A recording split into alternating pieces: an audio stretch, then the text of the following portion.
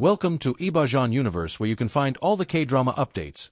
Don't forget to subscribe, like, and share our videos to stay on top of all the Wong Eba and Xiao Zhan updates. The stage was a canvas of the future. Wong Eba moved, a singular, focus point of kinetic energy, bathed in the sharp, cutting edges of a laser grid. The world knew him as the unparalleled dancer, the stoic prince of cool, whose every move was a testament to impossible precision. They saw the dazzling lights, the thumping beats, the perfectly executed choreography. What they didn't see, what they couldn't possibly comprehend, was the silent, intricate dialogue he held with the very air around him. From his earliest days, Eba felt rhythm not just in his bones, but in the unseen currents of energy that flowed through everything. While others practiced footwork, he visualized algorithms of motion, mapping out the most efficient, most impactful trajectories. His dance wasn't just physical. It was a form of active meditation, a continuous calibration of self against the perceived limitations of reality. He wasn't just performing to the music. He was performing with the unseen architecture of sound, light, and space. During one legendary performance, the final sequence called for a simple, isolated spin. As Eba executed it, a ripple effect began at his feet, not of light from a projector, but of raw, shimmering energy that seemed to emanate directly from him. It coalesced into ethereal, geometric patterns that bloomed across the stage, responding to the subtle flex of his muscles, the almost imperceptible shift of his weight. With a sharp, controlled pop, his hand sliced through the air, and a chorus of synthesized tones erupted, perfectly harmonized, seemingly born from the void. The stadium's light system, designed to project, seemed to become responsive, mirroring the glowing constructs he conjured. As he completed his final pose, a towering, crystalline sculpture of light shimmered into existence behind him, a complex, ephemeral monument to his dance, then dissolved into glittering pixels. The audience gasped, not at a special effect, but at the raw, undeniable sensation that they had witnessed the very fabric of reality bend to his will.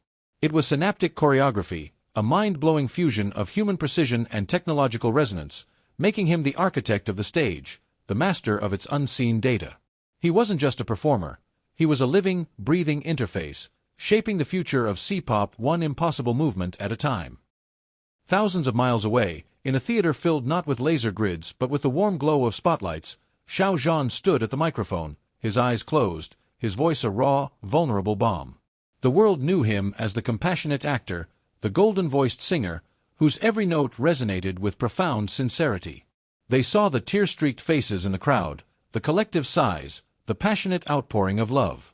What they didn't know, what they couldn't explain, was how his voice reached past their ears and directly into their hearts, unlocking emotions they hadn't known they possessed. From his earliest struggles, Jean understood human connection not through logic, but through empathy. He felt the unspoken fears, the hidden joys, the quiet vulnerabilities that people carried. While other vocalists perfected their technique, he perfected his ability to transmit raw feeling, to weave narratives not just with words, but with the very timbre of his voice. His singing wasn't just musical, it was a form of emotional communication, a direct line to the collective human soul. During one particularly intimate concert, he began a ballad, a haunting melody about unspoken dreams. As his voice swelled, a profound stillness descended upon the audience. Then, subtly at first, a shimmer appeared in the air above their heads, not of light, but of pure, concentrated emotion. It was like seeing the collective hopes and despairs of thousands made visible, a swirling nebula of shared human experience. A woman in the third row, who had been struggling with a private grief, suddenly saw a vivid, comforting image of a long-lost pet, triggered by the profound sense of peace John's voice now evoked. A young man, burdened by anxiety, felt a surge of unbidden courage, seeing a path forward where moments before there had been only darkness. As Jean's voice reached its climax, soaring with a painful, yet ultimately hopeful crescendo, the shimmering emotional nebula above the audience intensified, coalescing into a colossal weeping eye, then slowly transforming into a radiant, smiling sun. The entire audience felt a wave of shared catharsis, an overwhelming sense of release and renewal that left them physically trembling, yet profoundly uplifted. It was empathic projection, a mind-blowing ability to transmit raw feeling, to weave narratives into the very fabric of collective consciousness.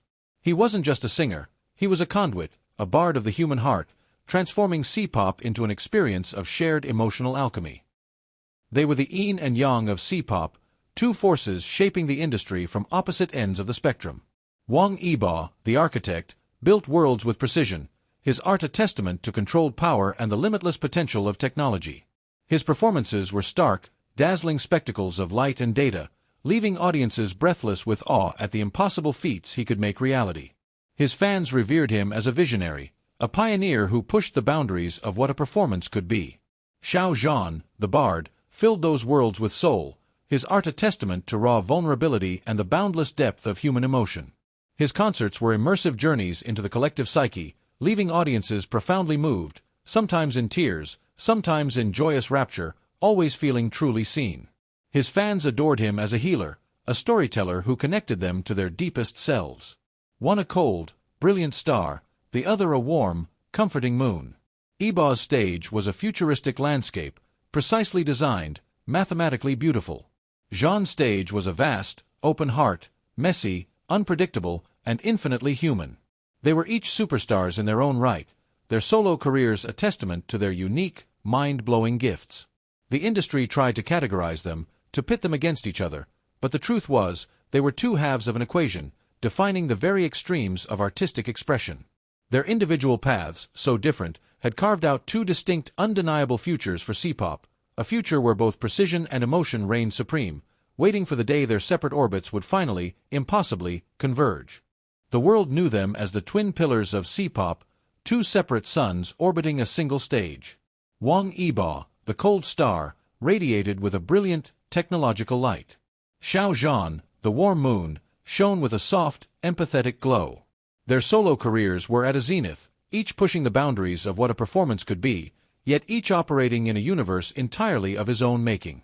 To truly understand their convergence, one had to first understand the solitary, mind-bending journeys that had brought them to the precipice of their own perfection. For Wong Eba, the path of the architect was a constant war against limitation. His legendary performances were not born on a public stage, but in the sterile, soundproof isolation of his private studio.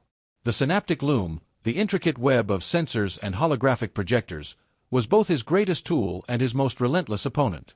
He spent hours in a state of pure concentration, his body a silent, furious conductor. In one legendary hidden training session, he moved in a state of near-sensory deprivation, his eyes closed, his ears sealed. His dance was a conversation with himself, his neural impulses the only audience.